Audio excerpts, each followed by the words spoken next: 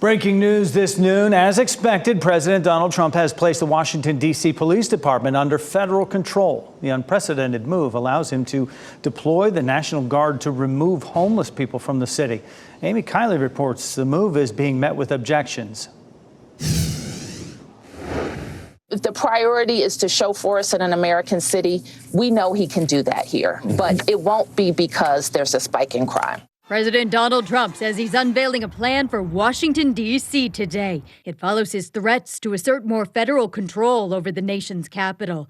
We've got to get the mayor to run this city properly. This city has to be run. You know, I have the right to take it over. Trump says he wants to remove homeless people from the city and find them other places to stay. Homelessness is up across the country, with 770,000 people experiencing it last year. That's an 18% increase from 2023. But advocates say removing homeless people makes the problem worse by marginalizing them more. Meanwhile, I think it's a disgrace that tourists and visitors come to Washington, D.C. and they don't feel safe.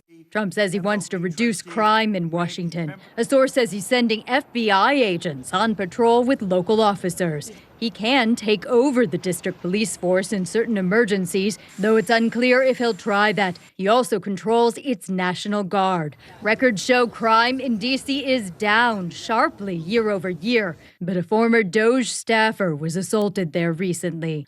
It seems to be that Democratic cities get sort of called out. People that are friends of the president get special treatment. All of a sudden, federal forces are called on to police the entire city. That was Amy Kiley reporting, and D.C.'s Metropolitan Police Force says the assault was part of an attempted carjacking.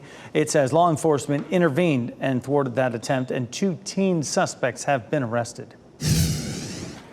And happening right now in the WRAL Live Center, more on the president's announcement from the White House, where you are looking live this afternoon. Surrounded by administration officials, he compared crime statistics to other cities around the world, including Bogota, Colombia, and Mexico City. Take a listen. I'm announcing a historic action to rescue our nation's capital from crime, bloodshed, bedlam, and squalor, and worse. This is Liberation Day in D.C., and we're going to take our capital back. And President Trump also ordered the National Guard to deploy to the nation's capital to combat what he said was a wave of lawlessness, despite statistics showing that violent crime hit a 30-year low last year.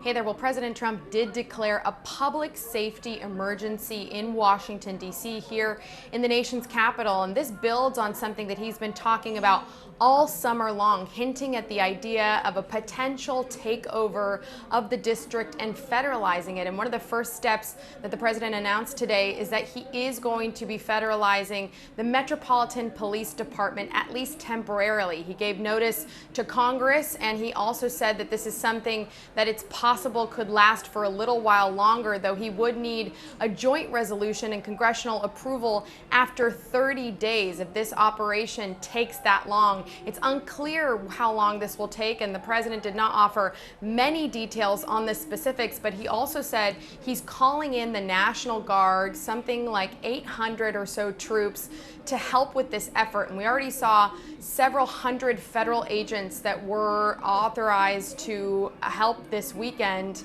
in terms of any potential crime, and that they made some arrests at night in high traffic areas and in tourist destinations and hotspots. So that's an element that could continue here as well. The president does have that authority, but again, it's unclear how long the National Guard troops will be around and really how long this entire operation could take. The president continued to point to violent crime, even though police data shows it is down 26% compared to last year, and violent crime in D.C. hit a 30-year low this year, according to statistics from the Department of Justice. Nevertheless, the president said this is something that is personal for him, something that he has made a priority, and something he will continue to monitor. And the president's own Attorney General Pam Bondi vowed today that crime in D.C. as we know it is ending today. That is what she said. She will also be a part of overseeing this effort. But again, it's unclear exactly how this will work